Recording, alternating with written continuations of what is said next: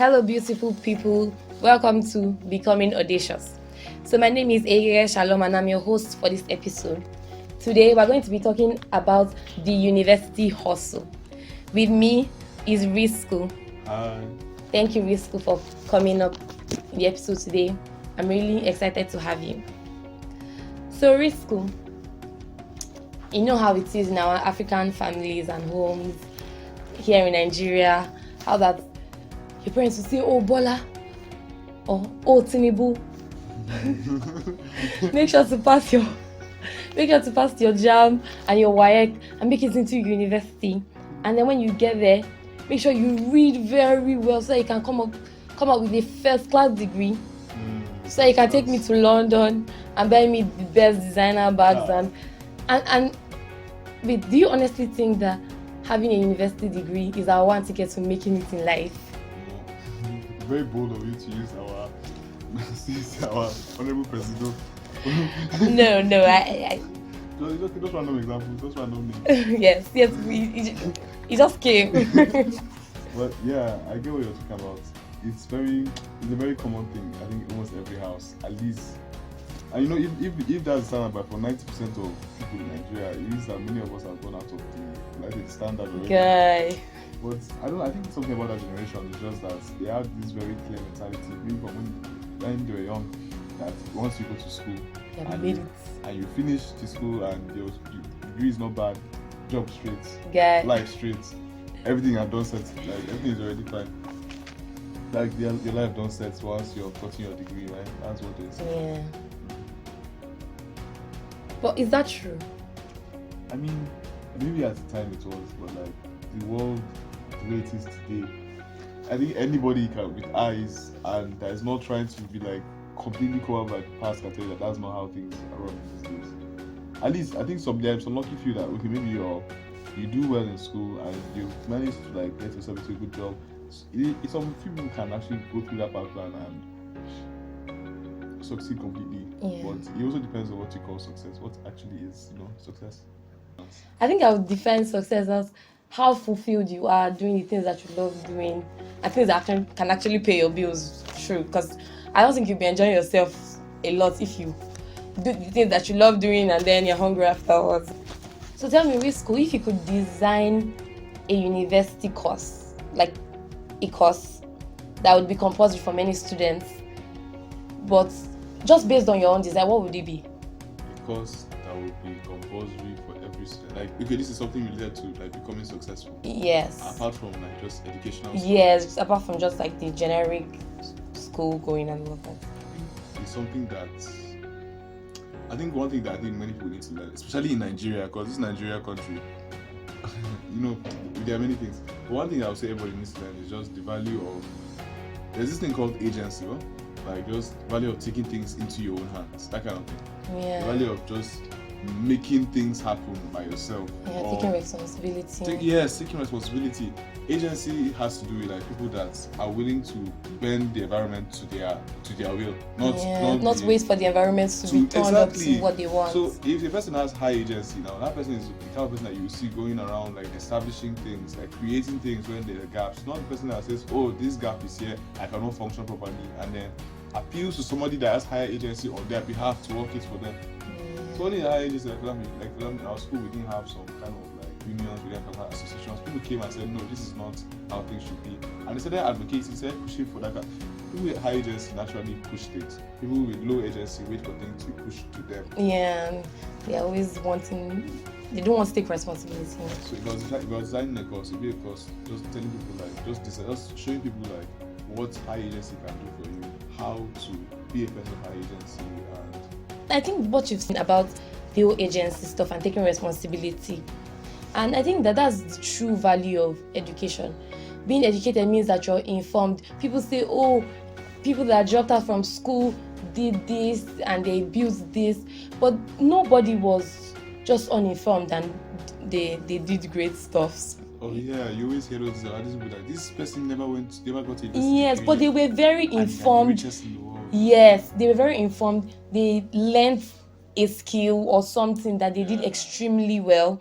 And when you're informed and you make great decisions or you curate what other people have worked on and you try to build something out of it. That's like the true value of education.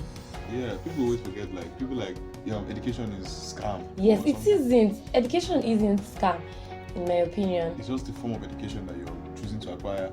Exactly. Because you can come to university and end out not educated. You'll be literate but not educated.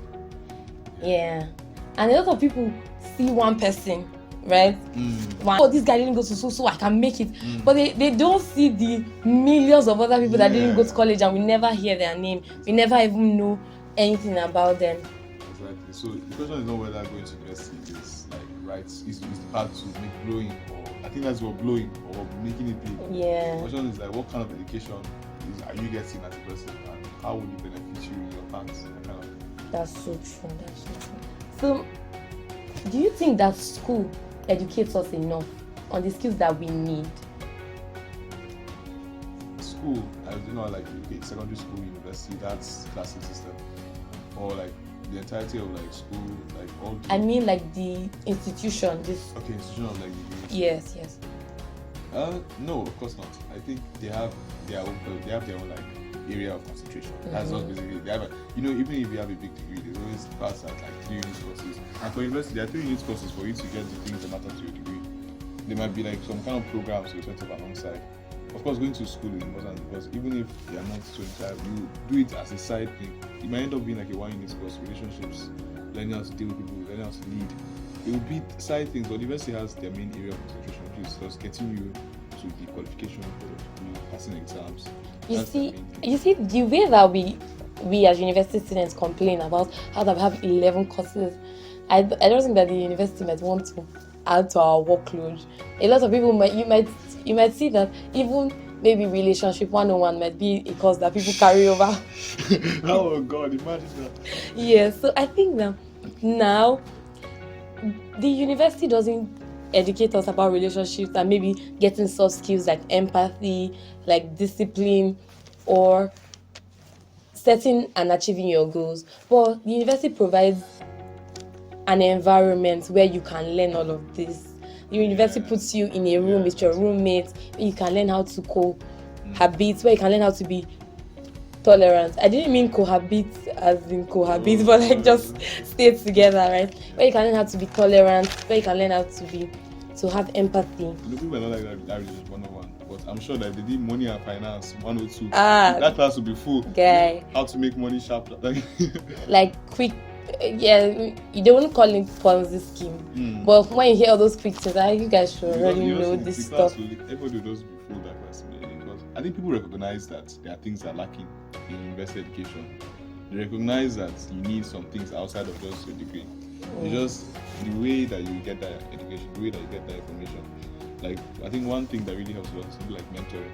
When you see somebody that's successful in the ways they want to be successful and you ask them how they do it, it actually guides you a lot. That's something that you cannot get just traditionally in the university system. And also some other things like that as well. Just trying to understand that you need this and you might not get it just looking for your degree, but you get it in other ways. So when people kind of talk about university, they talk about practical experience, how that some people go to university and they graduate and they literally have no practical experience in a field that they've studied about, or in a course that they've studied, that they do not have any experience. Do you think that practical experience outweighs a university degree? I don't know if you've heard this story, but you always hear it in every place, every time, about how a mechanical engineer's car breaks down and he has to take it to mechanic. Yes. And then the mechanic will not be the one that will fix the car, or the mechanical engineer. And everybody always say, oh no, you see, theory is useless. All you need is just practical, because the mechanic has been working on cars for long, so he knows how cars work. Well, I always say that thing is also kind of blindsided, because the mechanical engineer now has that knowledge that will allow him to kind of even build a new type of car that can avoid the challenges that led to his car breaking down. Like, that mechanical engineer has the theory to build something that works better than what he has there. That's something that the mechanic will almost never have unless he goes to get that kind of theoretical knowledge too. Yeah. So I think it's just to say that those two things work hand in hand. It's not one without the other. You cannot make progress without theory. That's just one. You see, what you just said has reminded me of something else about how that the mechanical engineer can go on to look for ways that can solve the problems that can make the problems not even arise, right?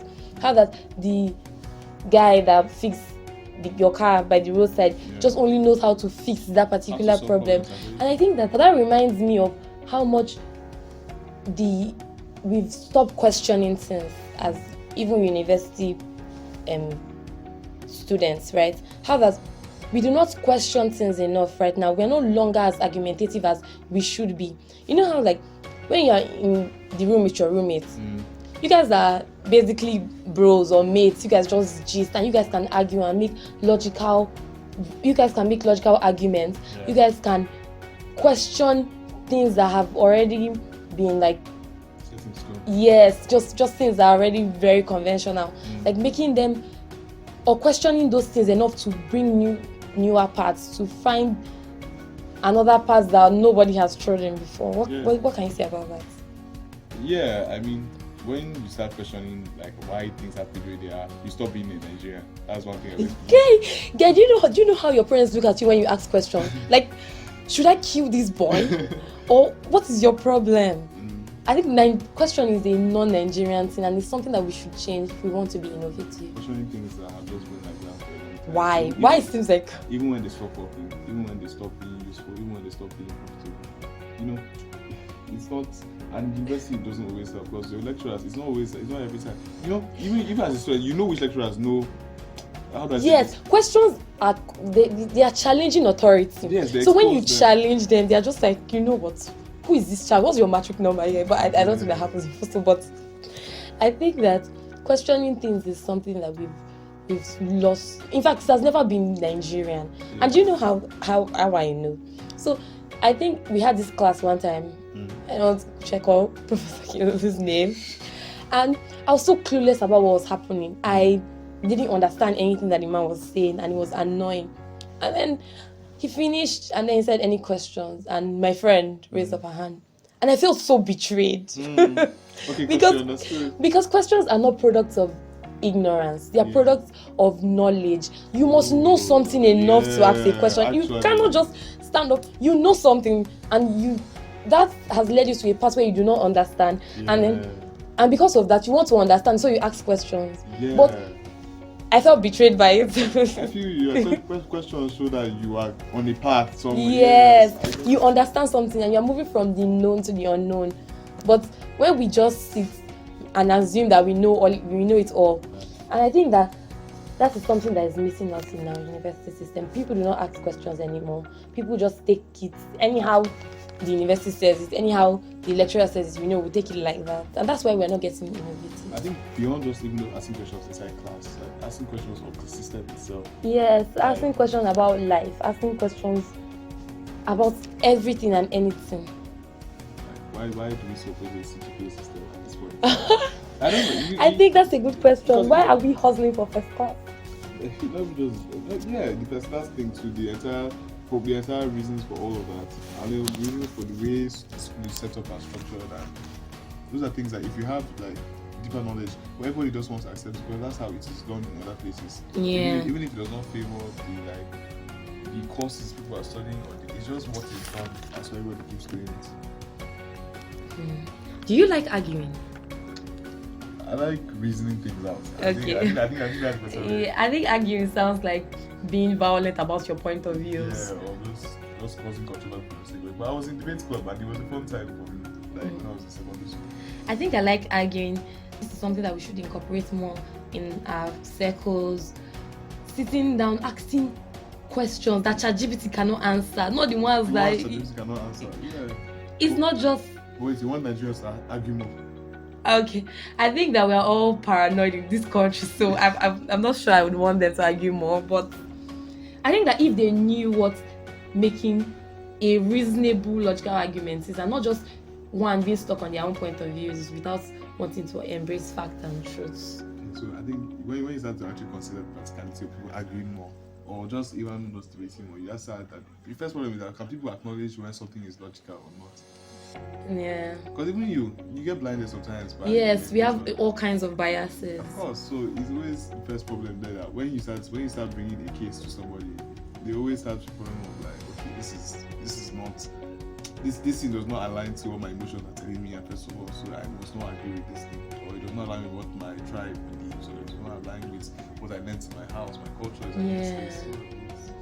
So it's always, I think. And sometimes we underestimate how fixed our mindsets are. We actually think that we are open-minded and we embrace new things, but that's not really the case many times. We are very stuck on our point of view, what we know to be true, or what we have learned all our lives seems like the best way to do things. People argue so blindly on the most ignorant of facts. Guy! People argue so much on things that they don't even like. Why is one debates the kind of food that Wale Soyinka addresses some of the Nigerian youth as arrogant, ignorant people. So like you're ignorant about, and I think that a thing about it is how that the internet has made the world so accessible to us, so that we can easily just comment on any post about something that we're totally ignorant about. And many people don't like to agree that they are ignorant, but we are ignorant on a lot of things. You spent your time, spent a lot of your life, you're studying medicine, you're studying biochemistry, and you've concentrated so much. You read 5 hours a day, but you're totally close about how politics, how the arts are. Yes, how the arts, and then you just see a post on Instagram and you go and just comment what you think should be the response, and you are just arrogant about things that we are completely even ignorant of, and that's such a Nigerian thing. Very. So this is actually what becoming audacious is all about raising people who can make informed decisions even in unfamiliar grounds. And it just brings me back to the thing that you said about agency, right? Yeah. The course that you'd like to introduce if you had the opportunity or the power to do, about how that we can become a people, because there's only so much our university curriculum can carry. Yeah, I'm not sure any of us wants them to add another 10 courses. Common entrepreneurship, how many people will actually take it seriously? Actually, see. Yeah. So since our curriculum cannot take so much, we can choose to become individuals that take responsibility enough to learn about stuffs, about speaking, writing, acting, anything that you passionately love, anything that you want to do, anything. You know how sometimes we're studying courses that we do not really love, but we have time to at least take our faces away from lectures and exams and tests and just do the things that we love, practice. Yeah, I mean, everybody should be able to take some time, like, just to develop yourself as a human being, first of all. Even if it's something like just, there's some things that sound fancy, but when you get down to it, they're actually very important. Like, somebody will say that you need to work on your emotional management. And those are those two things that, like, what is that thing? But when you start thinking about it, you just like, let's start working on your temperament. Let's start working on your temper, your anger. Let's start working on making sure that your moods don't control who you are. Beautiful. When you start like going through like, you read books, you listen to people, you ask people that how come that no matter how many times people insult you, you always keep your face straight, and then you start giving like tips. Yeah. So some things they can sound like they're just like one book, but they're actually just very simple, like daily. The things that you do once you feed them every day, it becomes part of you. It does. Something like even finance management, how to make money sharp, like how to do. As I remember when one of my mates started I started watching YouTube videos on carpentry. Just YouTube videos on like all this craftsmanship. And then next thing I know, he started getting logs of wood and started making shapes. I started selling them. I started making money. I was like, what? Like, he said, what do you do on YouTube? Like, even if you don't want to work with us, things like you can do on systems, copywriting, all those. Yeah, soft skills. People actually make money for copyright. I swear I've seen that thing for how many years. I don't know if other people actually make money from it. I think they do. I don't know, because if they didn't, we do not keep on selling. Yes. I believe you. Copywriting, online marketing, all those stuff. Yeah. And it doesn't always have to be technical stuff. It can also be soft skills. You can learn about, like how we said, emotional intelligence, just things that generally make you better. Communication. Yes, communication, very important. How to honor people, how to mentor people, how to get people, how to set goals and keep to it. Yeah. There are a lot of things that we can actually educate ourselves. Okay. So guys, I want us to do something fun and audacious. So I know we're just starting a new year. Many of us had our New Year resolutions. Oh, this year I'm going to do this. This year I'm going to do that. And now it's like March. Yeah. And like, am I sure? Should I leave it to 2020? I want us to take one big, bold step and do something in the direction of that goal. Not just, I want us to first of all write it and then take an actionable step. Something that actually challenges you to do better. Take that step, do that audacious thing, and you'll be surprised how much that will do. And I also want us to be bold, right? Do something that actually requires you to be bold. Something like walking up to a stranger, saying, "Hi, my name is Shalom, and I think you look really pretty." Or just doing something that actually takes boldness and courage from you. Because fortune favors the bold, and we are bold and audacious here. Yeah, so that means this year, I promised myself that I'll become a better cook this year. So Ah. that means I'm going to start cooking every day of this week. You know what? I'm going to borrow this your promise, and I'm going to promise myself too that I'll be a better cook.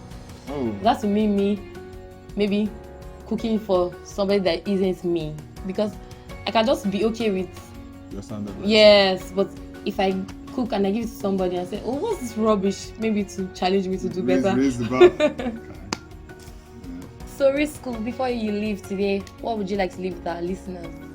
Okay, so I just wanted to remind everybody that becoming more educated or becoming more developed does not just mean university, does not just mean even just YouTube videos or going on courses or reading books.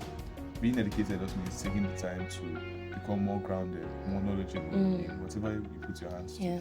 Whether it's your finances, whether it's your relationship with people, whether it's leadership. Sometimes you just need to take that first step and then work on it every day. That every day today will be better than the day before. And I always want to emphasize the role of people that have gone the path before you. There are people that have done these things and you admire them. This is why you want to be those things. So you can always ask questions or just ask them to put you through that. This is something I want to become better at. Help me or show me the way. And you'll be very surprised. People like to have people that follow Yes, their people are footsteps. very enthusiastic about helping you many times. But it also helps them too as well. So It does. just you can always look up to people and then ask them to show you the path forward. So that's just something I want to tell everyone. So, guys, you've heard it from the guru himself. Guru, He is he's saying to us today that education is the goal, not the university degree. So do better and become better. Thank you guys for listening to the very first Becoming Audacious episode, a new and special segment of the Fuso Insiders. Expect new episodes every Friday. I remain your host, Egege Shalom. Love you guys.